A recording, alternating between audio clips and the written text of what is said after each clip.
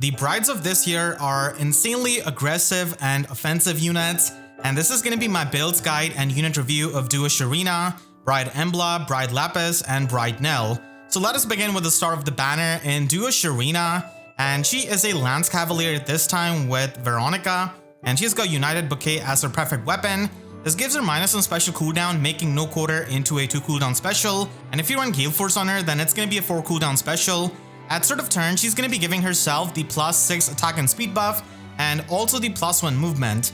So this makes her one of the few permanent 4 movement Cavaliers, like Brave Seliph, Legendary Sigurd, and Summer Ephraim, and she doesn't have to use a harmonic skill like Tea-Time Ira to get that extra movement. So that is going to be really effective as an offensive unit for threatening more enemies and for just having more range. And then for the combat, if her HP is at or above 25%, then she's able to get up to +14 to all of her stats.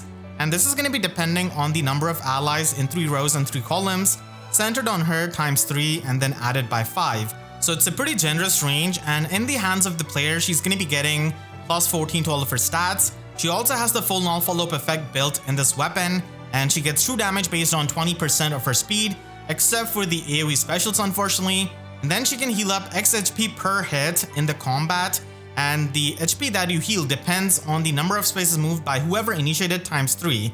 So max this is going to be 12 if you move 4 spaces, so you're going to be healing up 12 HP per hit, which is good for the self-sustain and for making her as an annoying enemy.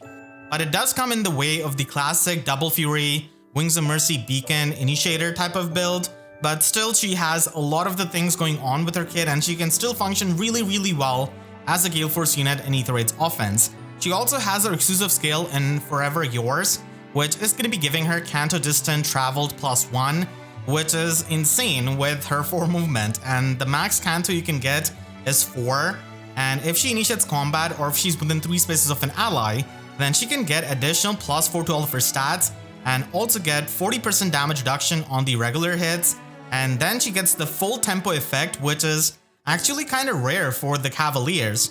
So the Null Guard effect is going to be making it easy to trigger no quarter on her double, and if you're going to be running Gale Force, then it just ensures that she's going to be a very consistent Gale Force unit.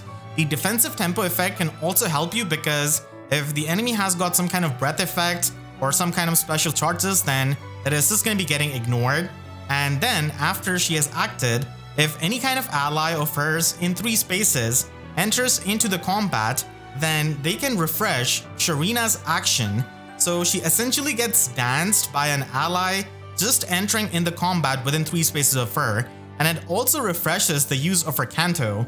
So that is not really something we have seen before. Usually you don't really get your Canto refreshed after you get danced, but Sharena is able to do it, and this is a huge thing for positioning, because in something like Aether Raids offense, on a Gale Force team, you can use this and try and trap the enemy and get to the pots a lot easily. So this gives her a lot of flexibility, and if that was not enough, she's got her Duo button, which pretty much does the same thing as her preferred skill. So it grants her another action, and if the Canto has already triggered, then it also refreshes it. But this can only be used if she has already acted and the ally in 3 spaces of her has entered the combat in that turn. So it is going to be more of an endgame Duo button. It's not really something you're going to be hitting right at the start. And this actually works out in Aether Raids offense, because on a Gale Force team, you may be able to destroy the Duo hindrance with the sheer amounts of actions that we can have now, or you can even kill their Duo or Harmonic unit and then have access to this Duo button, and then you can use it. And in something like Arena, this is going to be absolutely stupid, which is just not going to be stopping you from killing multiple enemies at the same time. So with her weapon, her Slotsy skill, her Duo skill, and by running Gale Force, you're going to be able to have 4 actions, and that is on a 4 movement Cavalier, which is just absurd. So she's going to be one of the best Gale Force units out there, and she also comes with a new skill in Attack Speed XL, which branches off Attack Speed Clash, so you can actually get Potent 4 and the XL skill at the same time from Sharena if you're going to be following her, and it pretty much trades off the debuff neutralization to the attack and speed of the Clash skill for some flat damage reduction, which is actually not that bad, because debuff neutralization has become a lot easier to outsource with units like Hortensia, Garrick, Keeney, and just so many other units. So you're able to get that flat damage reduction, which cannot really be outsourced. And that can be a big thing for the Cavaliers and the Flyers, which are going to be having access to this skill. So just like Clash skill, it is going to be needing some movement before entering the combat. And you can get +6 attack and speed, and you can get additional attack and speed depending on the number of spaces moved by whoever initiated. So this is going to be giving you +10 attack and speed, which is really solid. And then you get flat damage reduction when you initiate combat. So this is going to be only for the player phase, and this is going to be again X multiplied by 3. So the number of spaces moved is going to be mattering, and then multiplied by 3. And the max you can get is 12 flat damage reduction in the player phase, which is actually pretty good and can make Sharena into an annoyingly bulky unit with all of the healing, the damage reduction, the tempo effect, and everything that she's got. And then you also get the flat damage reduction on foes damaging specials. And again, this is going to be working the same way as the condition above it, and the max you can get is 12 flat damage reduction. So in the player phase, if you initiate combat and the foe retaliate backs with a special, you can get 24 flat damage reduction, which is just so much. And in the enemy phase, when you're going to be sitting out there taking hits from the enemy, if they trigger an offensive special, then you're going to be getting that 12 flat damage reduction if they travel 4 spaces. So that can be really helpful because we've got a lot of special jumping and a lot of special usage, and this can be a good skill for many player phase and mixed phase units, and even for many tanks actually. So this is a pretty strong skill, and one of the best users of it is going to be Brave Seliph. Now he already has Miracle for the survivability, but nowadays we have got a lot of null Miracle effects, and basically the flat damage reduction from Excel is going to be making it so that he doesn't really reach the 1 HP, so he can maybe trigger Miracle on the other combat, and that can actually help you in something like Summoner Duels, for example. And you can also get Potent 4 at the same time, so you can get the extra attack.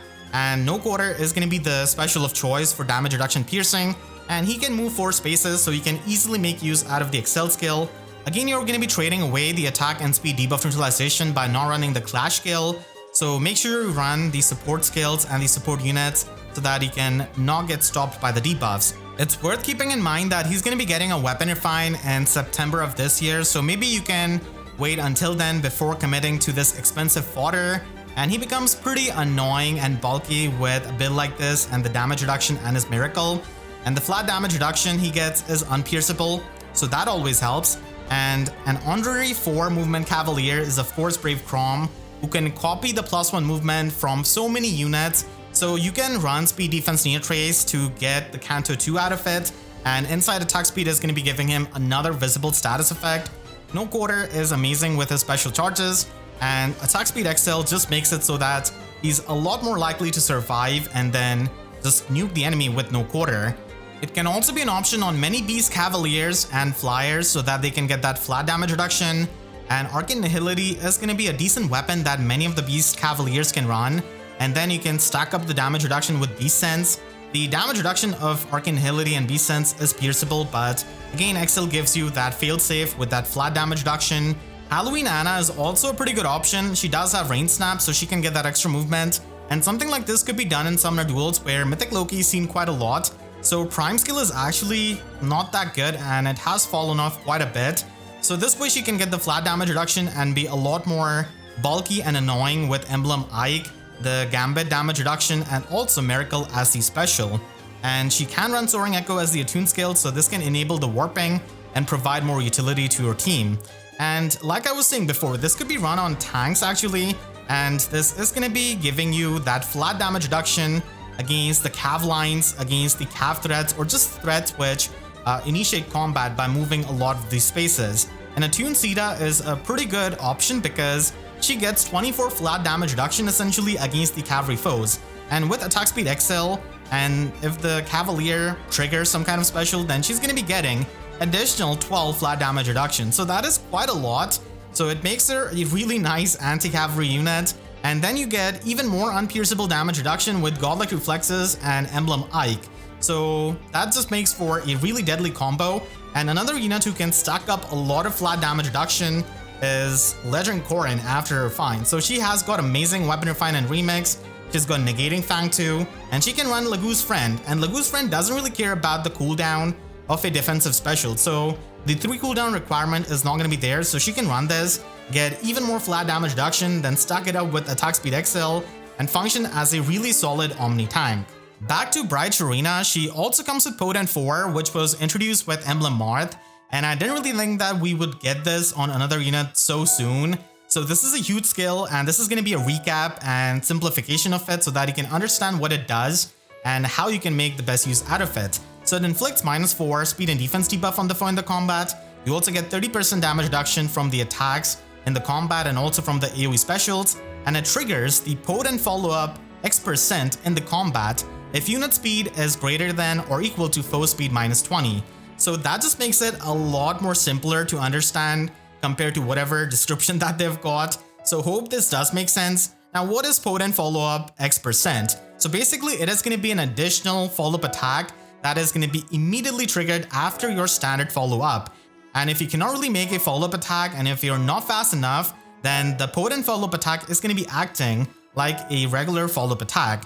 And the damage that you deal on your extra attack is going to be X% of the normal attack damage. So it is going to be 40% of your normal damage if you can make a follow-up attack or if you've got a brave effect. And if you don't really have any of those things, then it is going to be 80% of that power. So this is going to be giving Sharena a third hit. And if a unit with brave attack who can quad attack is able to get potent 4, then they can essentially attack for 5 times.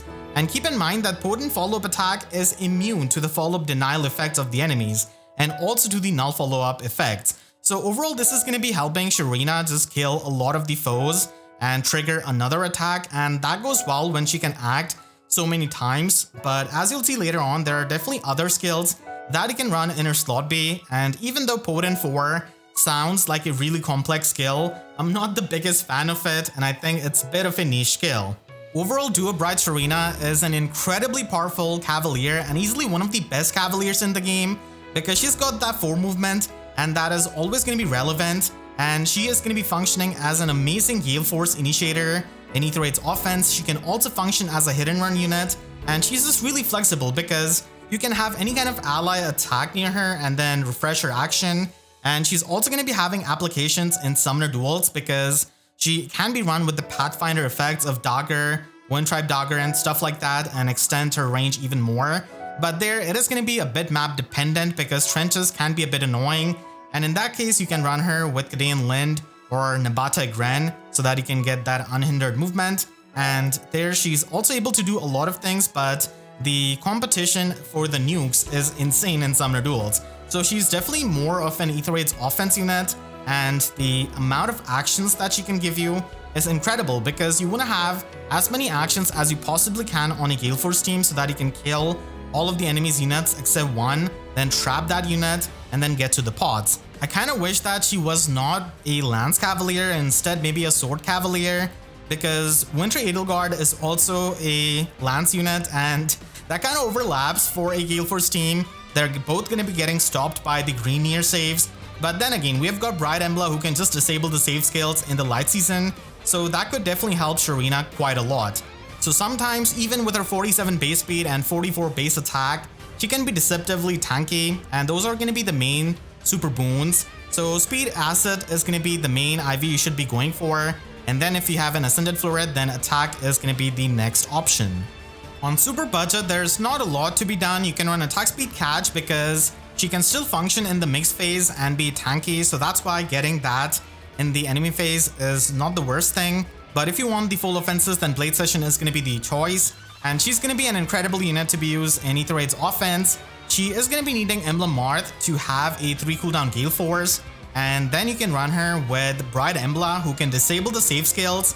And like I said, the same save units which trouble Winter Edelgard are going to be troubling her, but you can just disable the saves in the light season, and that way you also get the pulse effect from Bride Embla, and you have a 1 cooldown Gale Force which you can easily trigger, and she's got multiple actions, so even if you don't have Emblem Heroes, you can still manage it. And not to mention there's also Asker present in the light season, and then there's also units like Garrick, so there are a lot of options of pulsing her down.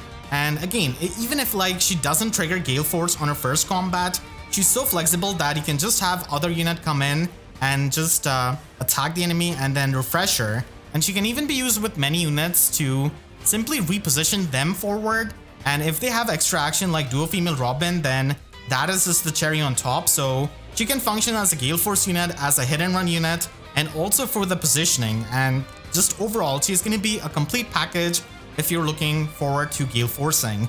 It's just that because of the healing that she's got, you're not going to be having that easy Wings of Mercy access, but still, like, she can do so many things and she's got so many actions that it is possible to still do Gale Force really easily with her.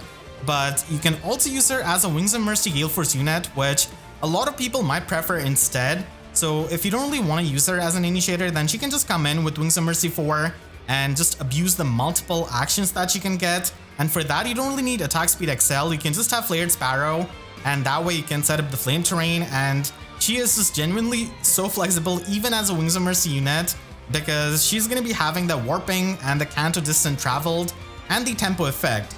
And Asker can also help you pulse down Gale Force, and if you're on a budget, you can just run Wings of Mercy 3, but Wings of Mercy 4 does give you more options for the teleportation and definitely makes it a lot easier. Now, if you want to take on many of the modern Omni tanks, and specifically Emblem Ike, then you can definitely make some changes to her build, and you can fodder off Bride Lapis for Flow Guard 4.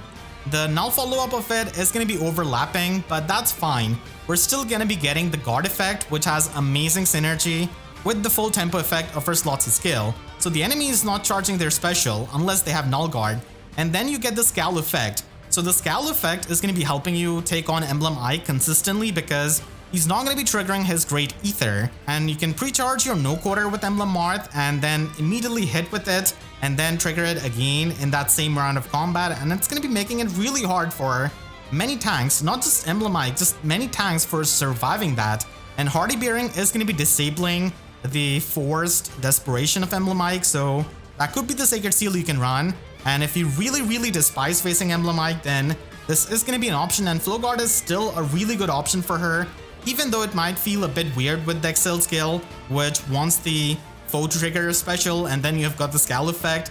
But still, the defensive perks that it gives you is still amazing for something like Player Phase and for something against Emblem Ike.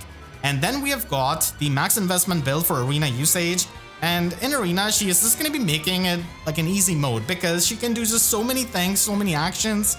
You can use your duo button, and then if you've got a dancer, then it's even easier. So you can run her with Assassin Strike, which I kind of like a bit more than Potent at this kind of investment. So that pre-combat damage and true damage does help you, and there's not really a lot of change that is to be done. She can even eat up some of the hits because she is going to be bulky at this kind of investment. In my opinion, Bride Embla is also the star of this banner along with Duo Sharena because she is an incredibly powerful Gale Force support unit, and she is a colorless flying beast this time. She's got her weapon Wildflower Edge, and this is going to be giving her Canto remaining movement, which makes things really easy because she doesn't really have to run any kind of near trace skill in her slot B, and it also gives her minus some special cooldown. So Dragon Fang becomes a 3 cooldown special and Gale Force becomes a 4 cooldown special. And at start of turn, if her HP is at or above 25%, then she can give herself and the target allies, and the target ally here is going to be the support partner or the ally with the highest speed in 2 spaces of her, the -2 special cooldown pulse if they have the max special cooldown, or if they have one lower than their max cooldown, then you get 1 special cooldown pulse. So this is just incredible because she's going to be taking inspiration from her ex Asker and pulsing down the allies. Now she can only do it to a single ally, but it's possible to get the pulse effect on multiple allies if you match the speed, and that is not the hardest thing to do nowadays.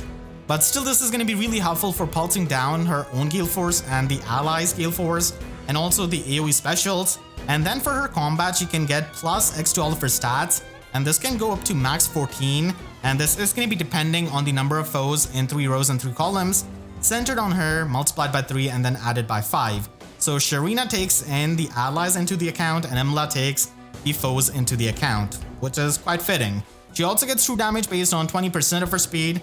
Unfortunately, it's not going to be added to the AoE specials, which would have been wonderful with her pulsing. And then again, she's going to be taking inspiration from Asker, and is going to be having that flat damage reduction based on 20% of her speed. So this is that unpierceable damage reduction, which can actually make her bulky while still being a Gale Force unit. And then as a flying beast, she's able to get +2 attack and +1 movement when she's transformed.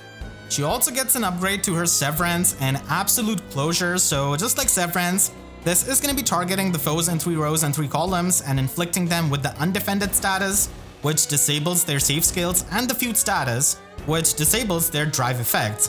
And she herself gets the Dot status, which is really good with the flat damage reduction of hers, and she can also cleanse any kind of penalty on herself. And the cleansing that she gets is reminiscent of Odd and Even Recovery, the cleansing of Sarah, Safi, Midori, and stuff like that. This is not the cleansing of Freyr, so she's still going to be getting affected by skills like Ploy skills, which trigger both at the start of player phase and enemy phase. But still, cleansing away her penalties is a really good thing, especially when we have got threats like Dual Leon. So because she's so fast, she can actually be herself the target of the end turn status of Dual Leon and then cleanse it on the next turn. So something like that could be done in Summoner Duels, and that is going to be helping her and also adding to her versatility. And then for the combat, she's going to be getting +4 to all of these stats and the null follow-up effect if she transforms. So getting transformed is pretty important, and that's why she comes with Beast Assault 4 as a new beast skill. So it makes it easier for you to transform by removing that condition, and you debuff the enemy for -4 speed and defense, and you also get 50% damage reduction piercing on the foe, which is quite unique for many of the Beast Cavaliers and Beast Flyers because they don't really have any kind of option like this. The Infantry Beast units can already use a physical null follow-up and Lagu's Friend, so they already had the damage reduction piercing, and Embla already gets all of the things that you'd want from her kit. So Beast Assault 4 is a pretty good option. If in the future they make some kind of beast skill that gives you the tempo effect or the null guard effect, I think that would also be a good option for her.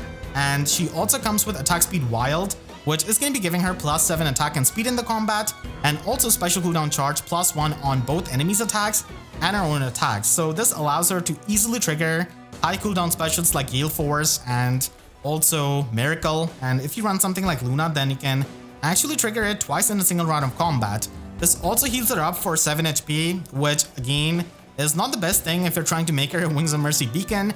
Overall, Bride Embla is going to be a top tier unit for pre-charging and providing the support with the pulses to her allies that are going to be running Gale Force and even like AoE specials like Brave Galvik, for example.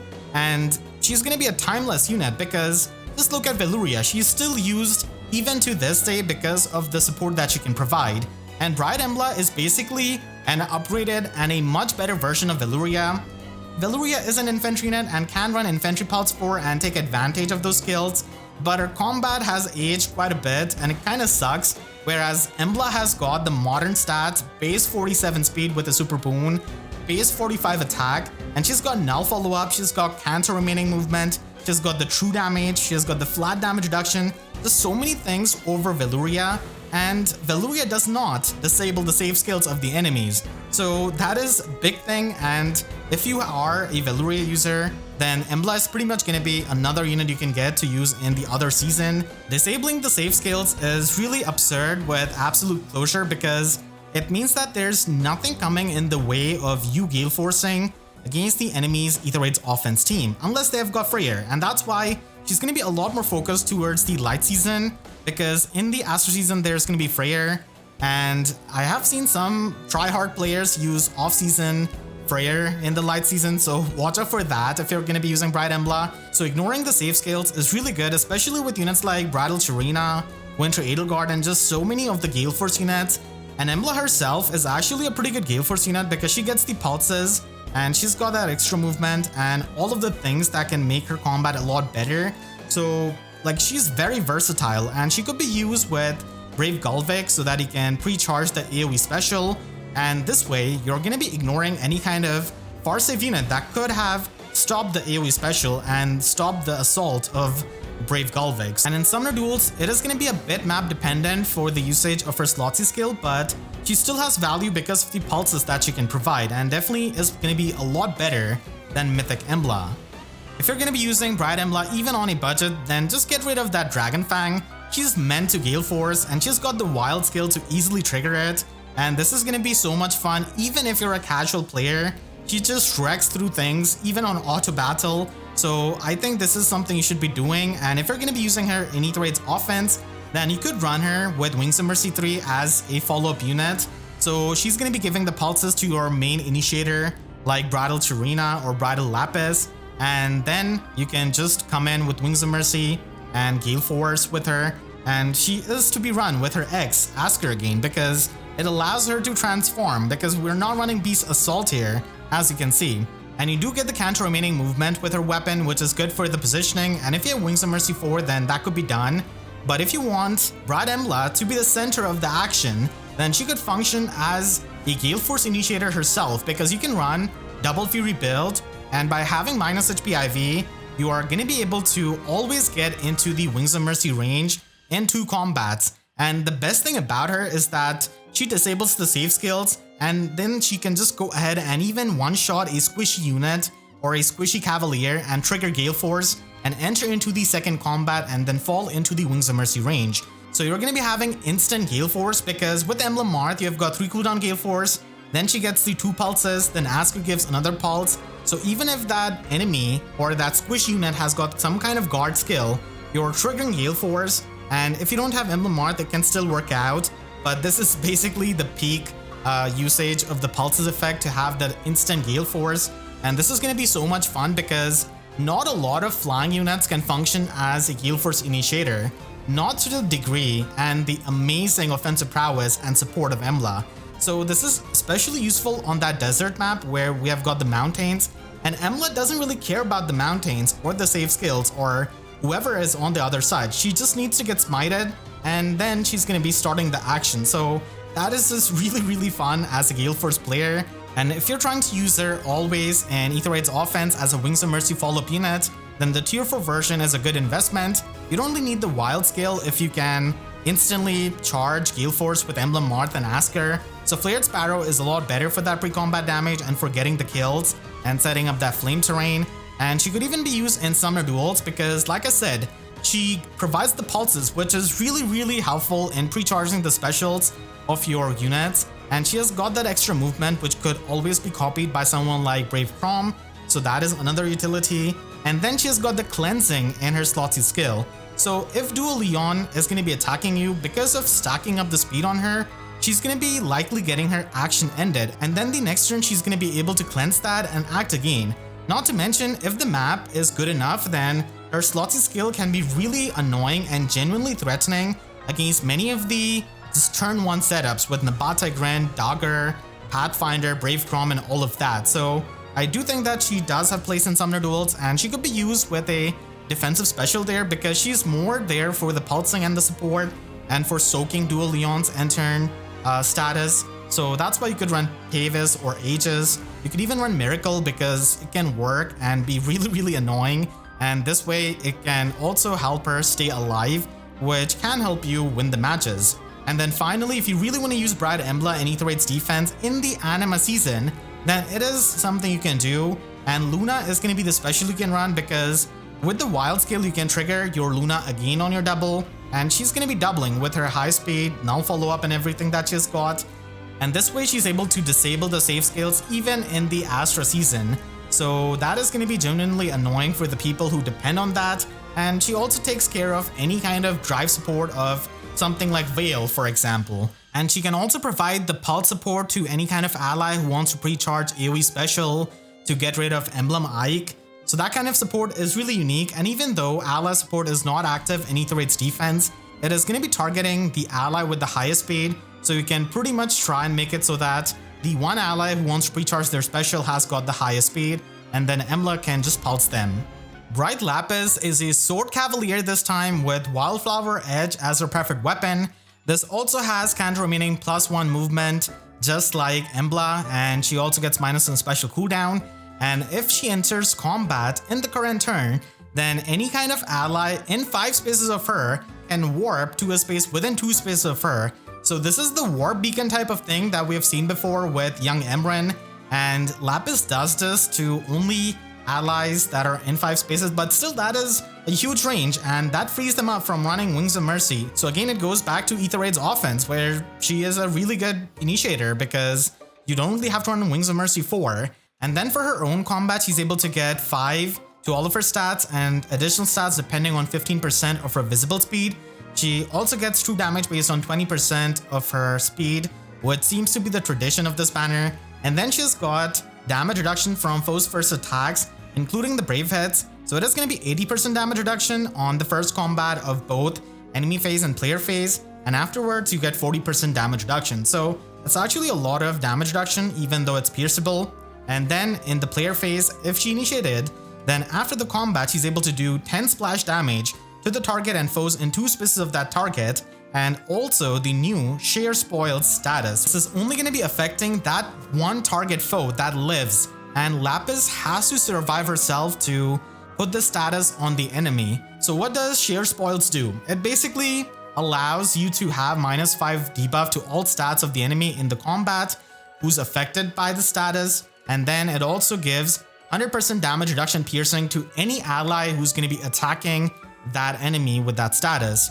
In the game, it is kind of written from the perspective of the enemy, but here I've tried to make it a bit easier so that you can understand what it does and you're actually benefiting from this status, as this is a negative status on the enemy. So it is kind of reminiscent of the wording and phrasing of exposure status.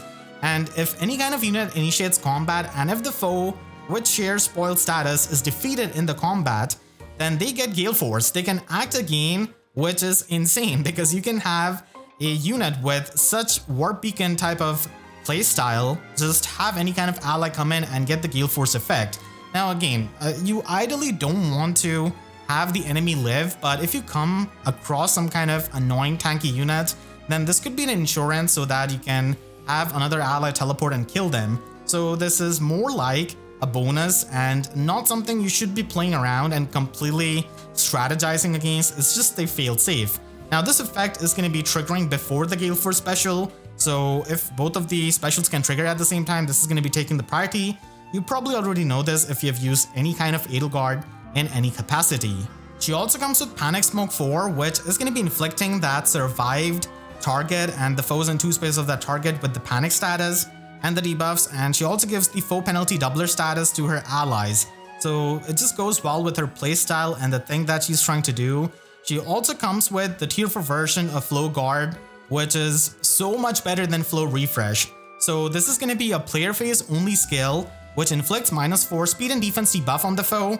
It gives you the full Alpha Loop effect, which is amazing on Cavaliers. It gives you the Guard effect, and on top of that, it gives you the Scowl effect on foes damaging specials before their first attack in the combat. So the combination of Guard and Scowl is just so good, and again this helps so much against the monster that is Emblem Ike, because Scowl is the way you stop his Great Aether, and this can also be a really good way of surviving in the combat in the player phase. Now Lapis makes amazing use out of this lobby skill, and I think this is the best lobby skill for her, but this could be run on many Cavaliers and Flyers, namely Rion Lucina, who does have Arcane Thrima, which does have the full tempo effect. So full tempo effect has got really good synergy with the Guard effect of Flow Guard, and this way you can stop enemy specials, and you also get the Scowl effect, which can make it even more annoying. The full null follow-up does overlap a bit with her weapon, but again, it's a pretty nice player phase skill. Summer Male Shez could also use this because he has got a dual phase brave weapon, but if you're trying to focus on the player phase and survive and just squad attack, then this could help, and especially with speed defense range snap, this is something that he also can do. And we don't really see the mention of Groom Roy that much, for a good reason. He's not really all that impressive, but he does have tempo in his Slotsy skill, so that's why Flow Guard becomes a pretty nice option, as Refine is going to be many years away. If you're going to be foddering off Bride Lapis, then you can get Flared Sparrow and Flow Guard 4 at the same time. It's just that Flow Guard is kinda annoying to get for its tier 3 version because it's only available on Noah, Winter Cordelia, and Thor, and those units are not the easiest to get, so hopefully we can get some kind of Forcer Focus who has got that skill. Overall, Bride Lapis is a pretty interesting option. I would say that if she was released a year before, she would have been insane because back then we had a lot of low threat range teams with Bride Katria in Aether Raids offense, and it's a lot easier for her to work with that Warp Beacon in her weapon for the 5 spaces. And now we've got young Emran, who doesn't even need to enter the combat herself. She can just use Magic Shield Pulse and then enable the Warp Beacon to all allies on the map, not just to the allies in 5 spaces. Now Bride Lapis can Gale Force and actually kill the units, which young Emran is going to be struggling with. But unfortunately, she doesn't really get any kind of special charges in her weapon, and she doesn't really have the extra actions of something like Bride Sharena, for example. So it's going to be a bit annoying, but we do have options like Bride Embla, which can always work out if you're trying to use her as an initiator. And that is where she's going to be working, because you can free up the Wings of Mercy skill on your Gale Force follow-up units and just run something else like Assassin Strike, Physical No follow-up tempo skills, or anything like that. So that can be relieving, and you don't really have to run Double Fury build on her because you don't really have to enter the Wings of Mercy range of your allies. Having said that, it's still pretty awkward for Bride Lapis when she's on the same banner with someone as insane as Bridal Sharena and also Bride Embla, because the gimmick that she has got is not the most insane with sheer spoils. She is only going to be affecting one target foe, and you ideally don't want to not kill the enemy. You still want to just completely kill the enemy, get the Gale Force, and get onto the other enemy. Now that can happen, and it's going to be an insurance, but maybe in the future if we get some kind of way of spreading the status effect to multiple foes at the same time, she'll get insane. But as it stands right now, she is a decent unit, not really too insane, especially compared to the other units from the banner. She does come with Escutcheon as her special, but you don't want to completely focus on not killing the enemy and try and make it as your motive. So you can run a damaging special like Luna, which does become a 2 cooldown special, and she actually can hit hard in the player phase with the true damage that she has got. So Speed Super Boon is going to be the best asset you can pick, and if you're going to be using her in Aether Raids offense, which is her main competitive use, then she could be run with Gale Force, and again, you're going to be needing a lot of pulsing. Emblem Marth, Asker, Bride Embla, Garrick, all of those units are going to be helping, because you want to initiate combat and then just have your units teleport because of the beacon effect that she's got in her weapon. So that way she can provide the flexibility to your team, and she can actually be pretty useful in Aether Raids defense as well, because she's got a lot of damage reduction in her weapon, and then she's got Flow Guard, which has got the Scale effect, the Guard effect, and if you run her with Attack Speed XL, then she gets the flat damage reduction. So she can be really annoying and bulky with this. And then you run Fatal Smoke to stop any kind of healing, like for Emblem Ike, and you also run Hardy Bearing to make it even more annoying. And because she's got the Afflictor status with Fatal Smoke 4, she's always going to be attacking first, and this way you can pretty much enable the warping of your entire team or the units in 5 spaces of her and really catch your enemies off guard, because nowadays people are going to be using a lot more Omni tanks and not a lot of save units. So that way you can snipe their backline units, and Mercy Wing Attune skill could also be an option if you really want to invest heavily into her. And I feel like in Aether Raids defense, she makes the best use out of sheer spoils, because that is the place where it's going to be getting really hard to get the kills against these insane Omni tanks we have got, with so much flat damage reduction, with so much healing, and there, she's going to be inflicting them with that status, and then another unit can just warp and get that Gale Force and act again, and you can snipe the backline units. So there I think she can really shine if you're a big Lapis fan. So genuinely something you'll have to watch out for. And then if you're going to be investing heavily into her, then I think that you can run her with No Quarter as the special so that you can pierce with the damage reduction. And again, Attack Speed XL is a pretty nice skill for her because you get that flat damage reduction. And this way she's got a lot more survivability to trigger No Quarter on her double. Bride Nel is the 4-star focus unit of this banner, and she's a green infantry dragon. This is pretty much the weapon that we've seen on Groom Alchrist. So it provides her with +4 to all of her stats and true damage based on 15% of her speed, and then you get damage reduction based on the first combat or not. So at the first combat in both phases, you get 80% damage reduction, and after that you get 40%. So kind of similar to Bridal Lapis as well. And she's got attack speed Scal 3 at 4-star, which is good bridge fodder, providing you the Scal effect, but the resistance check of the tier 3 version of the skill is pretty heavy with that 9 resistance. So just keep that in mind. And because of that, I kind of think that I wish that she had come with speed resistance Scal 3 instead, because that would be perfect with Fallen Lumera. And then she also has tier 3 version of Counter Roar, which is again useful for the bridge fodder, and that's available at 5-star. And comparing her stats, she's going to be pretty similar to newer female Kana and male Kana, and pretty much going to be completing that trio. But she unfortunately doesn't have as much resistance as them, and every single point of resistance matters for the Scal usage, for Dragon's Roar usage, for the Ploy usage. So resistance is a pretty important stat for dragon units. Instead, Nel focuses a bit more on her defense and also a bit more on her HP, but still it's not like she's not going to be able to work it out, especially if you're trying to plus and merge her. And still she's going to be one of the best infantry dragons that we have got because of her stat spread, because of her speed, which does have a super boon, which you should be going for, and also being able to use the modern dragon tools. If you're going to be building her up on a budget, then you can speed refine her, and even at like +1 merge, she's going to be pretty fast. You can run Speed Smoke 3 as the super budget option, and Distant Counter Dragon Sacred Seal is something you can run because she can still tank many range threats because of having the damage reduction, and she can definitely help you with your engaged roster in limited hero battles.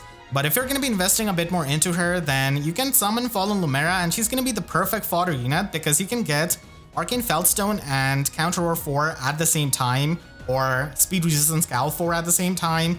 And the reason why I think Speed Resistance Scowl 4 is her better skill is because she again doesn't really have as much resistance as Kana's, and Attack Speed Scowl doesn't give you any extra resistance even though it has the resistance check.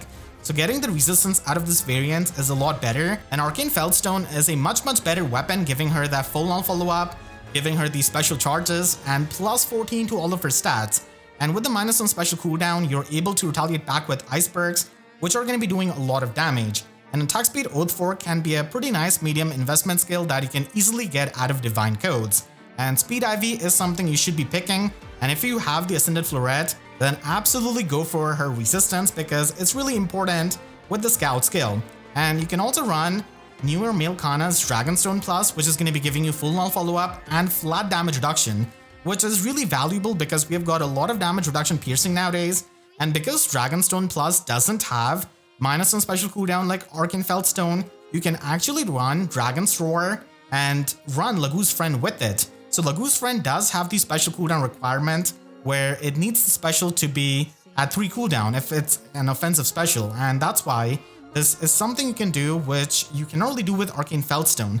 So you may opt for this build, and with Emblem Ike, you can get even more unpierceable damage reduction, and Dragon's Roar also gives you that unpierceable damage reduction, and then you stack up the flat damage reduction with Lagoo's Friend and Dragonstone. So this makes her extremely tanky with the Scout skill, and Time Pulse 4 does work well so that you can always retaliate back with Dragon's Roar on the enemy's attack.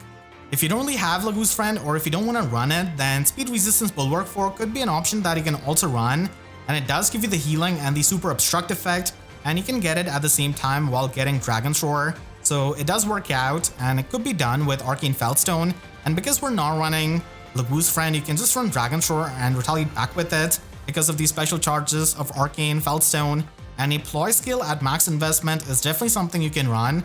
So attack resistance ploy can help you with the resistance checks and also help you just tank better. Attack speed ploy is also an option, but I like the debuffs that you can do on the enemy's resistance. And Guard Attune skill is going to be her best attune skill at the moment. You get +14 out of Arcane Feldstone, and if you don't really want to bother with the Scowl effect, then you can completely stat stack on her with Distant Bonus Doubler and get the Guard Attune skill at the same time. And Lagoo's Friend is going to be helping you trigger Aether a lot easily because of the special jumping. So this way you're able to retaliate back with it, get the healing, and stack up a lot of these stats. And Attack Speed Oath 4 does work well with this kind of bonus doubler build. So this is also a way of building her up, even though it is not the most optimal, but hey, if you want the most stats, then this is the way. And then finally, you can also use her with Lagoo's Friend with Arcane Feldstone, but Dragon's Roar unfortunately cannot be run, so you can run Aether or you can run Glacies. Those are going to be the options. And Panic Smoke 4 is also a pretty nice omni-tanking option, which does give you the foe penalty doubler effect, so it does help with Bride Nel's playstyle. You can click the link on your screen right now to check out my builds for this month's holoforms, and make sure to subscribe and hit the notification bell, because YouTube sub boxes are about as functional as the amount of groom units on this banner. So with that said, I'll see you guys next time. Thank you so much for watching and have a great day.